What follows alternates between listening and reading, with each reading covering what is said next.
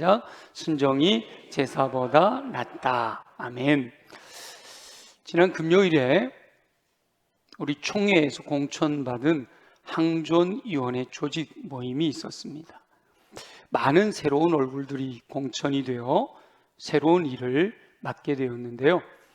그렇게 일을 맡은 분들을 보니까 평소에는 그냥 평범한 사람처럼 보였는데 그분이 무슨 위원장이 되었다, 무슨 역할을 맡았다, 그러고 보니까 새롭게 보이고 능력 있게 보이는 겁니다. 여러분 이런 말 아시나요? 자리가 사람을 만든다 라는 말이 있죠. 그죠? 일을 잘 해낼 것 같이 보이지는 않았는데 조금 모자란다, 조금 부족한다 이런 느낌이었는데도 그래도 일을 맡겨 놓으니까 그 자리에 걸맞는 결과를 낼 때 자리가 사람을 만든다 이런 표현을 쓰잖아요. 그런데 자리를 맡겼을 때 두 가지 결과를 낳을 수가 있습니다. 하나는 자신이 맡은 자리의 무게를 알고 사실은 그 자리의 무게감에는 좀 부족한데 자리를 맡겨 놓으니까 그 자신이 맡은 자리의 무게를 알고 겸손하게 그 직무를 감당함으로써 하나님께 영광을 돌리는 일꾼이 있다라는 거예요. 그런데 자리를 맡은 것으로 인해 초심을 잃고 사실은 좀 부족한데 자리를 맡겨놨는데 그럼 겸손하게 잘 감당하면 좋을 텐데 자리를 딱 맡으니까 교만해지는 거예요. 초심을 잃어버리고 내가 이 자리에 있을 만하니까 세운 거지 그러면서 하나님의 마음에서 멀어지는 일꾼이 있습니다. 오늘 함께 나눌 사울 왕이 바로 두 번째 유형의 사람이지요. 사무엘 선지자에게 책망을 듣는 이 이스라엘의 초대왕 사울도 처음에는 겸손한 사람이었습니다. 사무엘이 사울에게 기름 붓기를 하나님께 명령을 받고 순종하려고 하면서 사울에게 당신이 이스라엘이 사모하는 자입니다 이렇게 말을 해요. 이스라엘이 그때 막 왕을 세워주세요, 왕을 세워주세요 그랬단 말이에요. 사무엘이 당신이 이스라엘이 사모하는 그 사람, 다시 말하면 당신이 왕이 될 사람입니다 이 말이에요. 그러자 사울이 뭐라고 고백하는가 하면 내 가족은 베냐민 지파 모든 가족 중에 가장 미약합니다. 베냐민 지파도 미약한 지파인데 거기에 우리 가족은 더 미약한데 어떻게 제가 왕이 되겠습니까? 겸손히 대답을 한단 말이죠. 그런데 사무엘에게 기름 부은 이후에 사무엘이 왕을 요구하는 백성들을 미스바로 불러 모아요. 여호와 하나님 앞에서 이제 하나님께서 너희들 중에 왕을 세우실 거다. 그리고 제비뽑기를 합니다. 12지파 중에서 베냐민 지파가 뽑히고 베냐민 지파 중에서 기스의 집이 뽑히고 기스의 가족들 중에서 사울이 뽑히는 거예요. 그렇게 왕을 세우는 그 순간에도 사울은 자기의 부족함을 알고 진보다리들 사이에 숨어 있었다 이렇게 되어 있어요. 나는 왕의 자격이 없어. 저기 나섰다가 괜히 이렇게 사람들이 나를 세우면 안 돼. 그리고 숨어 있었다는 거예요. 이렇게 사울이 처음에는 자신을 작게 여겼고 하나님께서는 그런 겸손한 사울을 귀하게 사용하셨습니다. 그런데 왕이라고 하는 자리가 점차 사울을 병들게 하기 시작합니다. 사울은 왕이 되어 권력을 맛보면서 교만해지기 시작했습니다. 교만한 것은 하나님께서 싫어하시는 것이고 하나님과 원수를 맺는 거잖아요. 오늘 말씀을 묵상하며 저와 여러분은 어떤 상황에서든 끝까지 겸손한 마음으로 하나님께서 맡겨주신 직분을 잘 감당해서 하나님께 영광 돌려드리는 삶을 살게 되시기를 예수 그리스도의 이름으로 축원합니다. 자, 그러기 위해서 우리 세 가지를 함께 나눌 텐데요. 첫 번째는 왕이 된 사울이 교만해졌다. 아니 목사님, 사울이 초심을 잃고 교만해졌다 그러는데 증거가 뭐예요? 뭘 보고 그가 교만해졌다고 말하는 거예요? 교만해졌다는 증거가 있어요. C.S. 루이스 예를 들면서, C.S. 루이스는 교만은 본질적으로 경쟁적이다 라고 했던 말 기억하시죠? 그 사울이 교만하다는 증거를 가장 적나라하게 드러낸 순간은 다윗이 골리앗을 이기고 돌아올 때였습니다. 골리앗 장군이 있어서 블레셋과의 전투에서 소강 상태에 있었죠. 불리한 상태에 있었어요. 근데 다윗이 골리앗을 딱 물리침으로 말미암아 블레셋과의 전쟁에서 이겼단 말이에요. 이기고 승전한 군사들이 이제 개선 장군이 돼서 예루살렘 성으로 돌아오는 거예요. 그럴 때 백성들이, 특별히 여인들이 길거리 나와가지고 개선하고 있는 그 군사들을 바라보면서 노래를 부르는 거예요. 환영하는 거죠. 어떤 노래를 불렀냐면, 사울이 죽인 자는 천천히요, 다윗은 만만히로다 라고 찬양을 드렸어요. 그런데 그 소리를 들은 사울 왕이 뚜껑이 열려버린 거예요. 분노하게 된 거예요. 자, 여러분이 사울 왕이라면 그럴 때 어떨까요? 사울 왕이 겸손했더라면 하나님께서 다윗을 사용하셔서 승리하게 하신 것에 감사해야죠. 그죠? 다윗이 없었더라면 어떻게 돼요? 그냥 골리앗 때문에 숨어 있었어야 되죠. 용감하게 싸우러 나가지도 못하고 여기저기 숨어가지고 발발발발 떨고 있었단 말이에요. 근데 다윗으로 인해서 골리앗을 물리치고 승리하고 돌아오는 그 백성들이 그렇게 노래 부르며, 맞아, 다윗 때문에 우리가 승리한 거야, 여러분 다윗을 위해서 박수 한번 쳐줍시다, 아마 이래야 되잖아. 그죠? 여러분 그래야 되지 않아요? 그런데 사울은 여인들의 소리를 듣고 분노했어요. 자신이 남보다 더 높아야 되고 더 칭찬받아야 한다라는 경쟁심이 사울 안에 있었거든요. 그리고 나에게는 천천을 돌리고 다윗에게 만만을 돌려? 그러면 다윗이 그 다음에 차지할 게 왕권밖에 없잖아 라는 생각을 딱 하게 된 거죠. 다윗은 전혀 그럴 마음이 없는데 왕위를 빼앗으려 한다라고 의심을 하게 된 겁니다.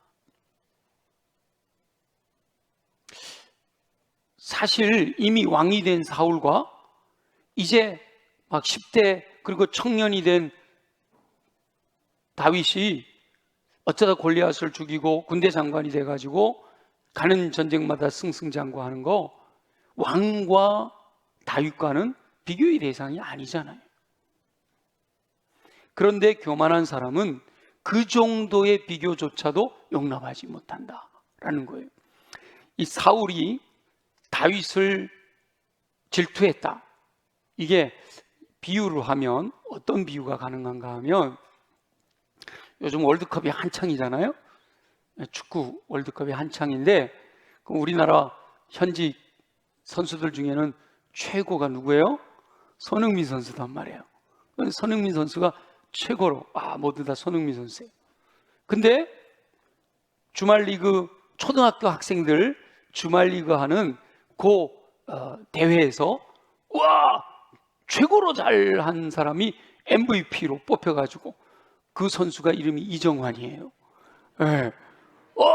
초등학교 이정환 선수가 얼마나 축구를 잘하는지 손흥민하고 비교가 안 될 정도로 대단합니다, 막 이렇게 신문에 대서특필이 됐어요. 그걸 손흥민 선수가 봤어요. 어떤 마음이 들까요? 손흥민 선수가 어휴, 잘 자라나는 새싹이구나 그러고 말겠죠. 그죠? 만약에 손흥민 선수가 초등학교 이정환, 어떻게 나하고 지금 나 손흥민하고 비교할 수가 있어, 야 이거 이 신문기자 이거 못돼 먹었네. 지금 사울이 다윗은 만만이다 라고 노래하는 소리를 듣고 화를 내는 게 손흥민이 초등학교 학생에게 질투하는 거하고 똑같은 거거든요. 그러니까 참 어이없는 일인데, 교만해지면, 마음에 교만이 들어오면 그런 사실조차도 용납이 되지 않는다라고 하는 거예요. 타인과 비교되었을 때 분노하는 것은 바로 그 사람이 교만하다라는 것을 드러내는 확실한 증거가 되는 거예요. 여러분, 누가 집사님이 전도한 그 김집사, 와, 교회 오자마자 얼마나 열심히 하는지 집사님보다 더 잘해. 그러면 여러분 마음에 어떤 마음이 들어야 돼요? 할렐루야, 그래, 내가 전도했으니까 그렇게 열심히 하면 좋지 뭐, 이런 마음이 들어야 돼. 뭐라고? 무슨 소리야, 내가 더 잘하지, 뭘 새 가족을 더 높여. 이런 마음이 들어왔다? 그럼 나도 모르게 내 안에 뭐가 들어와 있다는 거예요? 교만이 들어와 있다는 거예요. 사울왕은 그 분노를 견디지 못해서 결국은 그 감정이 폭주하게 됩니다.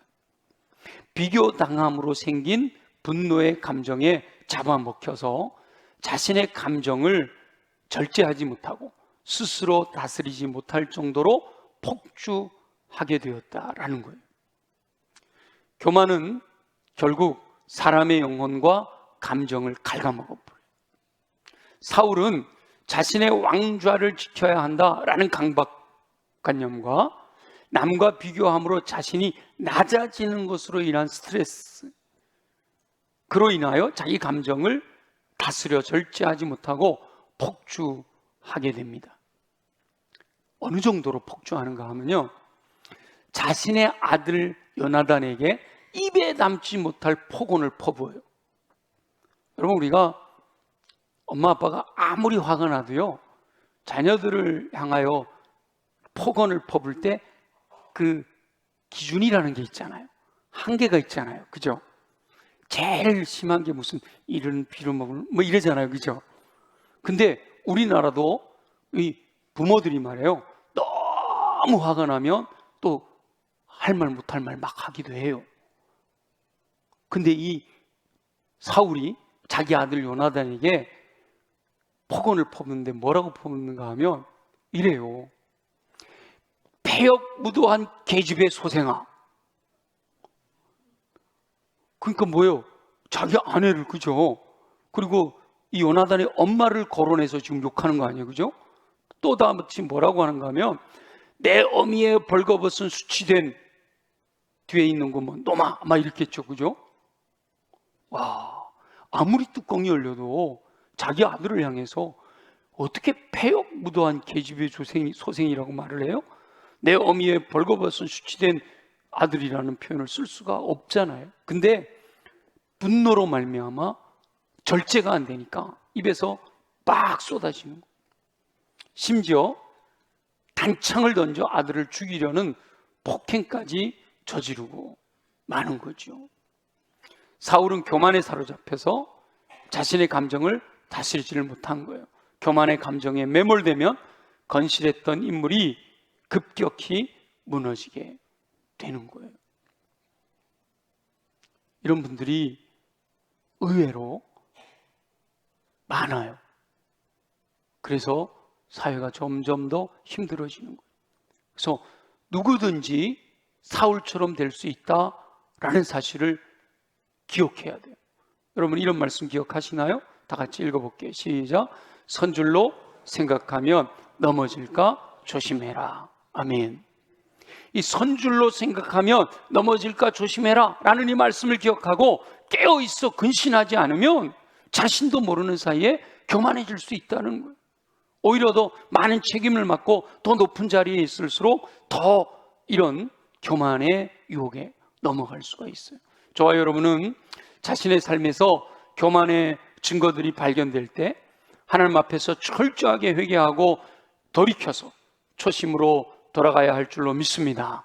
그렇게 초심으로 돌아가 말씀대로 순종함으로 하나님의 영광을 위해 쓰임받는 일꾼 되는 저와 여러분 되시기를 예수 그리스도의 이름으로 축원합니다.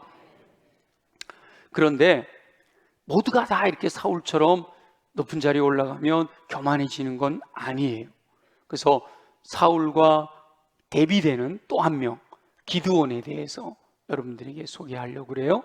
상황에 흔들리지 않는 기드온의 겸손을 묵상해보자 라고 하는 거죠. 겸손했던 초심을 잃고 왕이 된 후 교만해졌던 사울과 달리 기드온은 사사로 세워졌고 분명히 교만해질 수 있는 상황이 있었음에도 불구하고 끝까지 상황에 흔들리지 않고 초심대로 겸손한 마음을 놓치지 않았습니다. 기드온은 사울왕보다 앞선 인물이에요. 사사시대 인물이에요. 사울왕은 사사시대가 끝나면서 왕정시대가 시작될 때 초기 인물이고, 이때는 블레셋에게 고통을 당했고, 이 기드온 때는 미디안이라고 하는 민족에게 고통당하던 시절이에요. 그래서 미디안에게 너무 고통스러워가지고 이스라엘 백성들이 하나님께 부르짖는 거예요. 너무 힘들어요. 잘못했어요. 그러니까 하나님께서 이제 사사를 보내주시는데 기드온을 택하신 거예요. 그래서 하나님의 사자가 기드온에게 찾아가서 기드온을 불러요. 큰 용사요. 이렇게 불러요. 아까 사무엘이 사울에게 이스라엘에 사모하는 자요 이랬던 것처럼 큰 용사요 이렇게 불렀단 말이에요. 그러니까 기드온이 뭐라고 대답하는가 하면, 나는 내 아버지 집에서 가장 작은 자입니다.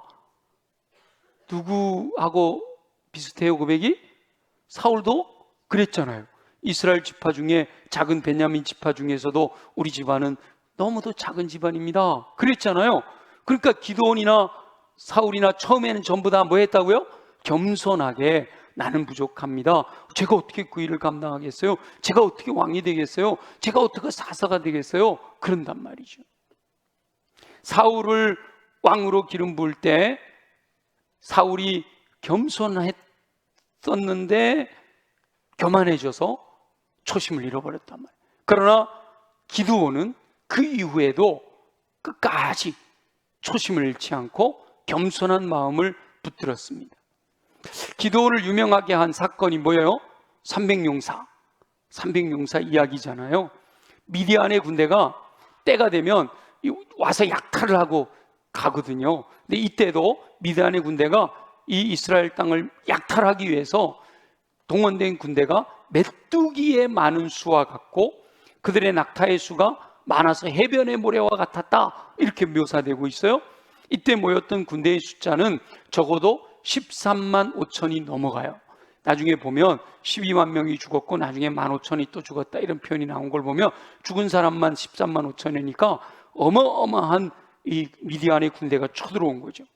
그러니까 하나님께 사사로서 부름받은 기드온이 그 미디안과 대적하기 위해서 나팔을 불렀어요.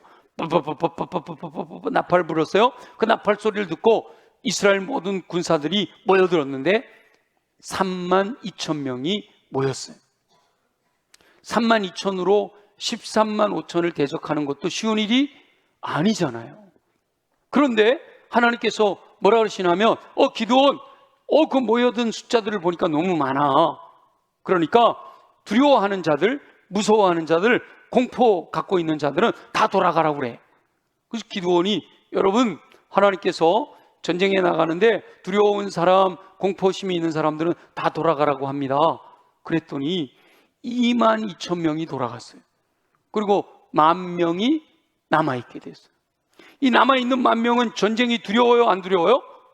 용감해요? 안 용감해요?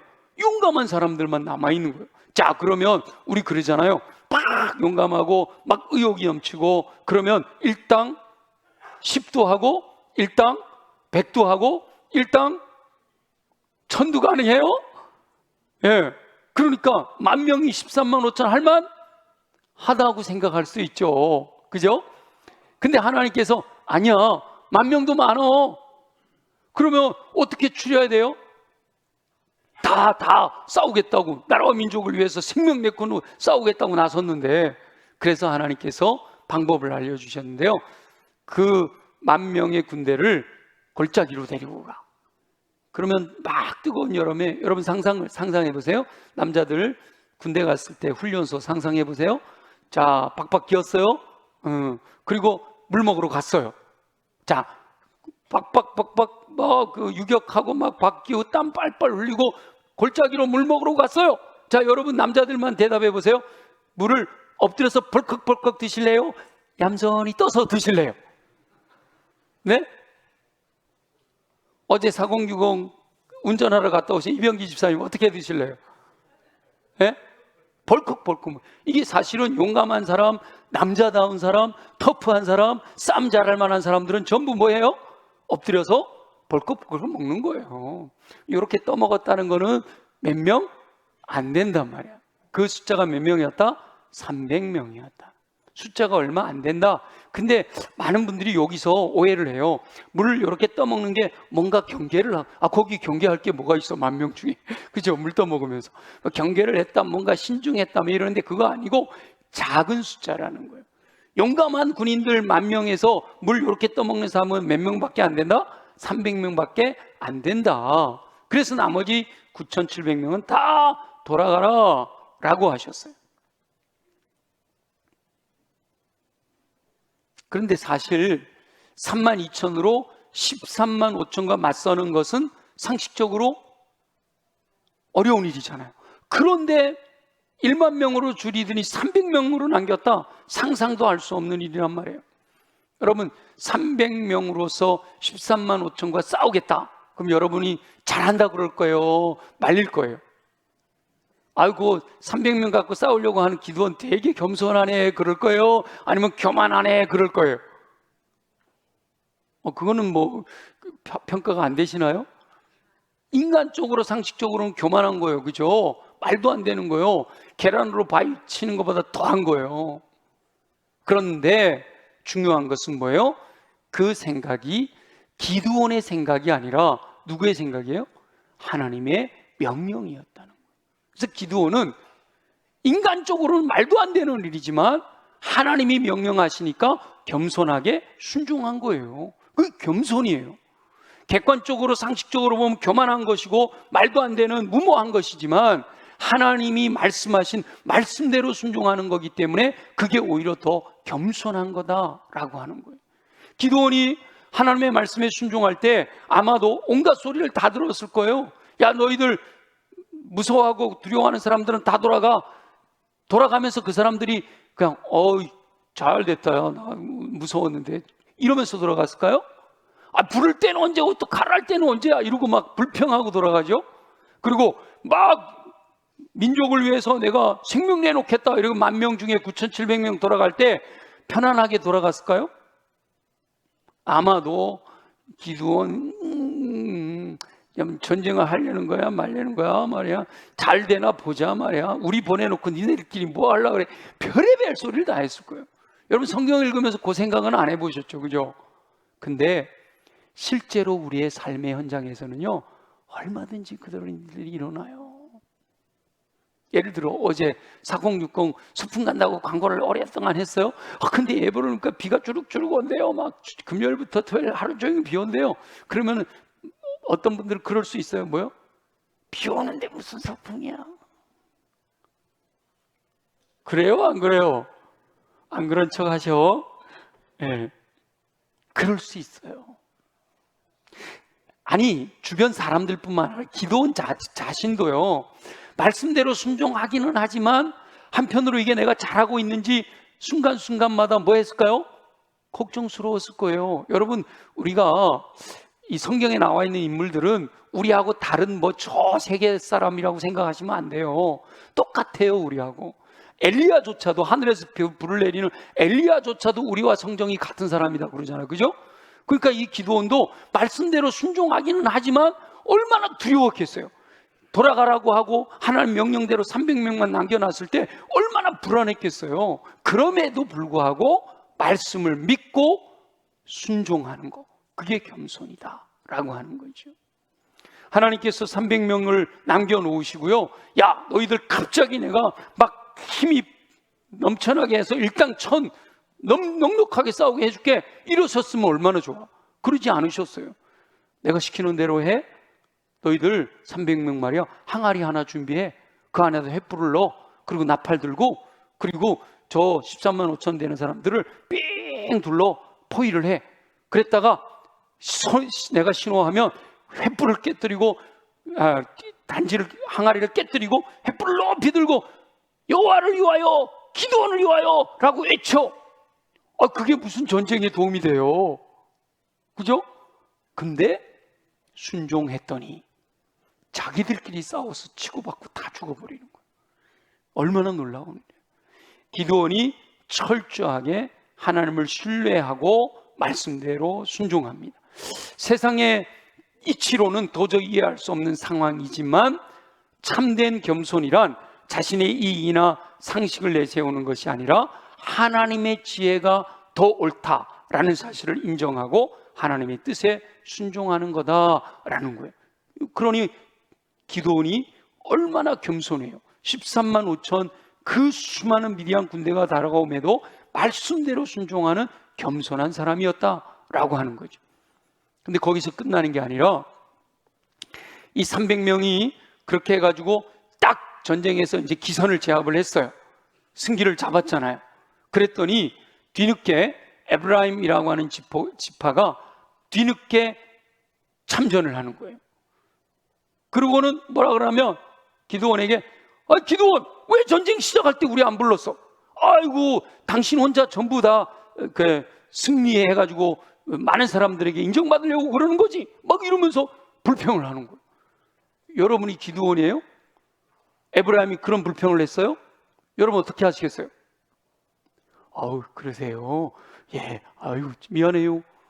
이러실 거예요?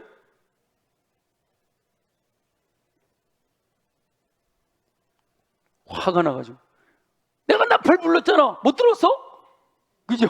분명히 나팔 불었잖아요. 그죠? 그리고 싸울 수도 있어요. 나중에 아비멜렉은 그렇게 싸워요.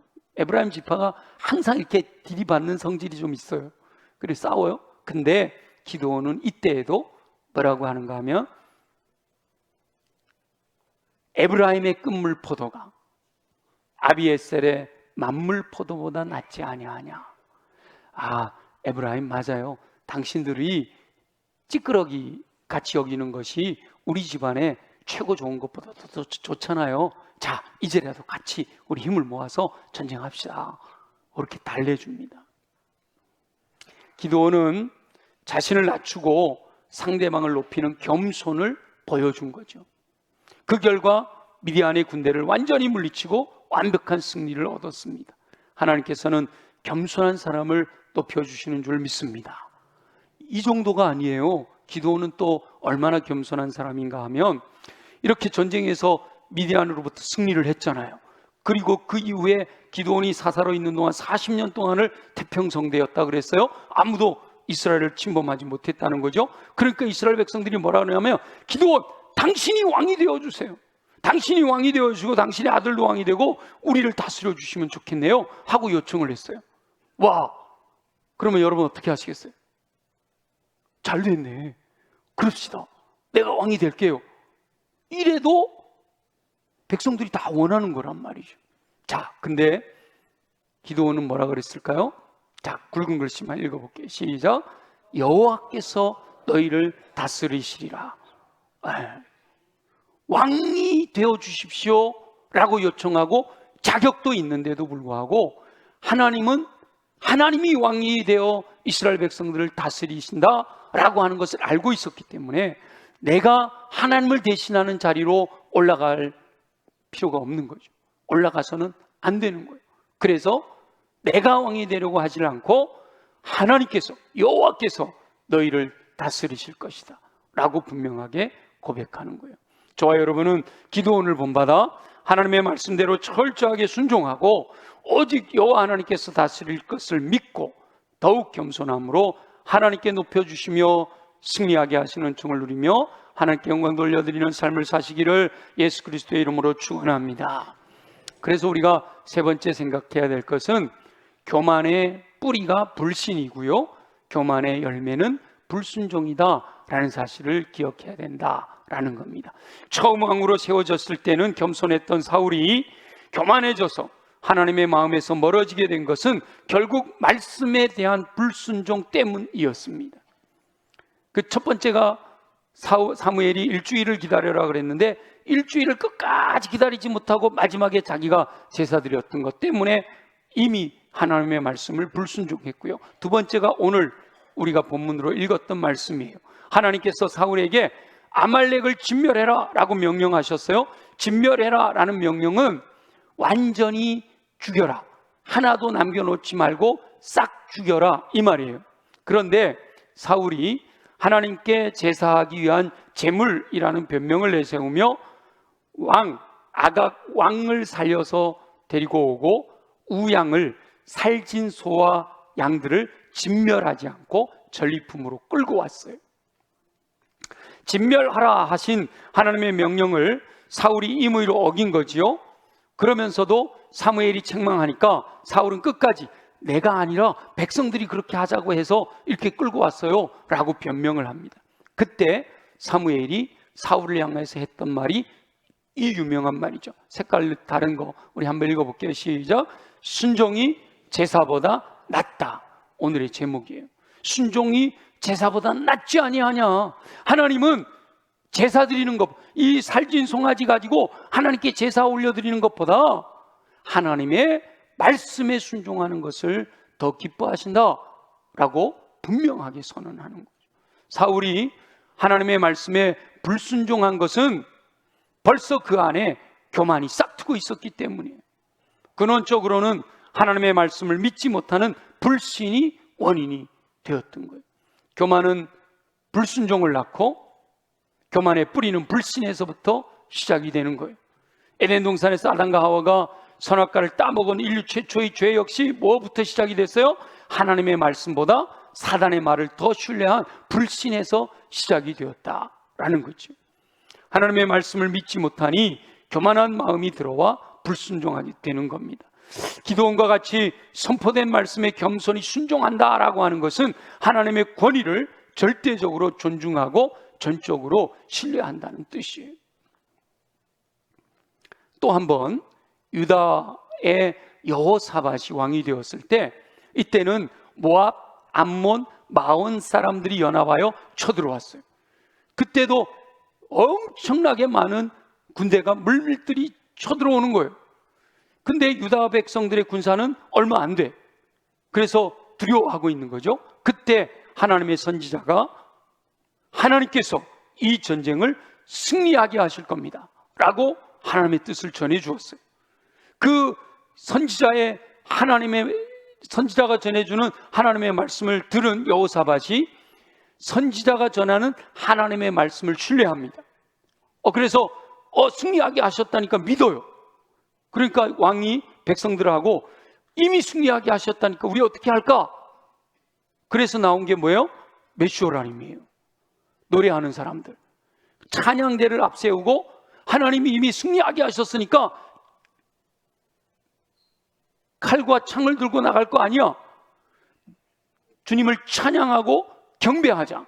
그래서 메슈라림 노래하는 사람들을 앞에 세우고 전쟁을 치르러 나가는 거예요.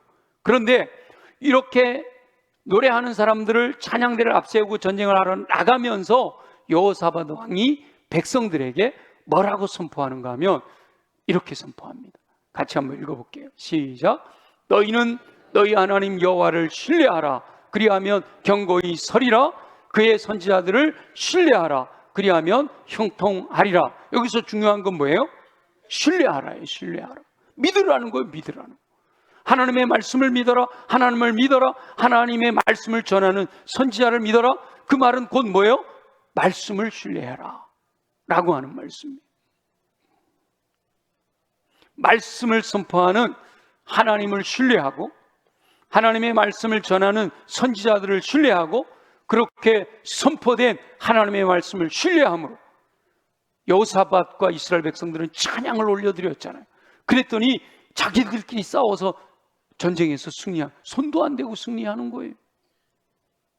하나님의 말씀을 신뢰하는 것이 겸손히 말씀대로 순종할 수 있는 비결이 되는 거지요. 사울왕은 하나님의 말씀을 불신하고 교만하여 불순종함으로 하나님의 마음에서 멀어졌어요. 오늘 본문에 하나님께서 뭐라 그러셔요?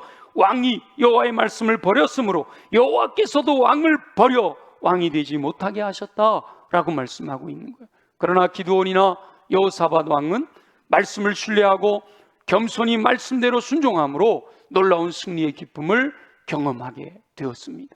저와 여러분은 철저하게 여호와 하나님의 말씀을 신뢰하고 겸손히 말씀대로 순종함으로써 승리하는 삶을 통해 하나님께 영광 돌려드리시기를 예수 그리스도의 이름으로 축원합니다. 그래서 결론은요, 이겁니다. 같이 한번 해볼게요. 시작. 오직 의인은 믿음으로 말미암아 살리라. 아멘. 성경은 태초부터 종말까지 끊임없이 겸손히 순종할 수 있는 뿌리가 되는 이 믿음을 강조하고 있는 거예요. 오직 의인은 믿음으로 말미암아 살리라 라고 선포하신 것이죠. 그래서 온전한 사람은 자신의 자리를 자랑하거나 지키려고 애쓰는 사람이 아니라 묵묵히 하나님의 말씀을 신뢰하고 겸손히 순종하는 사람입니다. 자신이 무엇인가를 하려고 하는 것이 아니라 하나님의 말씀을 신뢰하고 겸손히 말씀대로 순종하는 삶을 사는 사람이에요. 저와 여러분은 사울을 반면교사 삼아 자신을 주장하는 교만을 내려놓고 기드온처럼 이해되지 않는 상황 속에서도 하나님을 전적으로 신뢰하며 겸손히 말씀대로 순종함으로 승리하여 하나님께 영광 돌려드리는 삶을 사시기를 예수 그리스도의 이름으로 축원합니다. 우리 주신 말씀을 기억하면서 하나님, 그렇습니다. 내가 교만한 사람은 아닌지 돌아보게 하여 주옵소서. 비교될 때 분노하는가? 내가 분노를 절제하지 못하고 폭언을 일삼고 폭력을 일삼고 있지는 않은가? 주님, 돌아보아 회개하고 돌이켜 초심을 잃지 않고 겸손히 주의 뜻대로 순종하는 삶을 살게 하여 주옵소서. 다 같이 함께 통성으로 기도합니다. 말씀에 순종하는 것을 형식적인 제사를 드리는 것보다 낫다 하신 우리 주 여호와 아버지 하나님, 온전한 사람은 겸손한 사람인 것을 믿습니다. 사울과 기드온을 비교하여 하나님의 뜻을 깨닫게 하시니 감사합니다. 지혜를 주셔서 하나님의 마음을 시원하게 해드릴 수 있도록 도와주시옵소서. 사울과 기드온은 처음에는 두 분 다 겸손했음을 깨닫습니다. 그러나 사울은 왕이 된 후 하나님의 말씀을 신뢰하지 못하고 교만하여 불순종하는 삶을 살았음을 알게 하시니 감사합니다. 사울은 교만하여 다윗과 비교하여 분노함을 보게 됩니다. 감정이 폭주하면 아들에게까지 폭언과 폭력을 행사하는 모습을 봅니다. 사울은 전형적인 교만한 모습으로 하나님으로부터 멀어졌음을 깨닫습니다. 주님, 기드온은 지극히 작은 자라 겸손했을 뿐만 아니라 미디안과의 전쟁에서도 철저하게 하나님의 명령을 따라 순종함으로 승리하여 하나님께 영광을 돌렸고, 에브라임 지파와의 관계에서도 겸손함으로 분쟁을 예방하고 이스라엘 백성들이 왕이 되어달라고 요청할 때도 여호와 하나님께서 친히 다스리실 것을 선포하며 겸손했던 그 모습을 본받게 하여 주옵소서. 교만의 뿌리는 불신이며 교만의 열매가 불순종임을 깨닫게 하시기를 소망합니다. 철저하게 교만을 물리치고 겸손하게 하셔서 불순종의 열매를 맺지 않도록 도와주시옵소서. 오직 의인은 믿음으로 말미암아 산다 하신 사실을 기억하고 언제나 초심을 잊지 않고 말씀을 신뢰함으로 겸손히 순종하는 삶을 통해 하나님께 영광 돌려드리는 삶을 살아가도록 역사하여 주시옵소서. 허락하실 줄 믿습니다. 감사합니다. 영광을 받아 주시옵소서. 살아계시 역사하시는 우리 주 여호와 아버지 하나님, 사울을 통하여 기드온을 통하여 여호사밧 왕을 통하여 겸손한 것이 무엇인가 본받을 수 있도록 도와주시니 감사합니다. 사울같이 살지 않게 하여 주시고 기드온처럼 살게 하여 주옵소서. 여호사밧 왕이 선포한 것처럼 여호와 하나님을 신뢰하여 견고히 서게 하시고 선지자를 신뢰함으로 형통하게 되는 삶을 살아가도록 은혜 베풀어 주시옵소서. 그렇게 살아가기를 소망합니다. 도와주시옵소서. 우리 연약한 부위에 손을 얹고 믿음으로 함께 기도합니다. 나사렛 예수 이름으로 명하노니 모든 육체의 질병은 뿌리째 뽑혀 떠나갈지어다. 강건하게 하셔서 주의 말씀대로 순종할 수 있는 힘을 얻고 주의 뜻대로 살아가 주의 영광을 나타내게 하여 주옵소서. 가슴에 손을 얹고 기도합니다. 내 마음을 무너지게 하는 내 안에 있는 더러운 것들은 예수 보혈의 능력으로 명하노니 정결하게 깨끗하게 새롭게 될지어다. 그래서 옥토로 준비된 마음의 말씀이 임하실 때마다 아멘으로 아멘으로 아멘으로 하다봐요 믿고 순종하여 인내함으로 풍성한 열매 거두어 주의 영광 나타내게 하여 주옵소서. 그러나 무엇보다 내 힘이 부족합니다.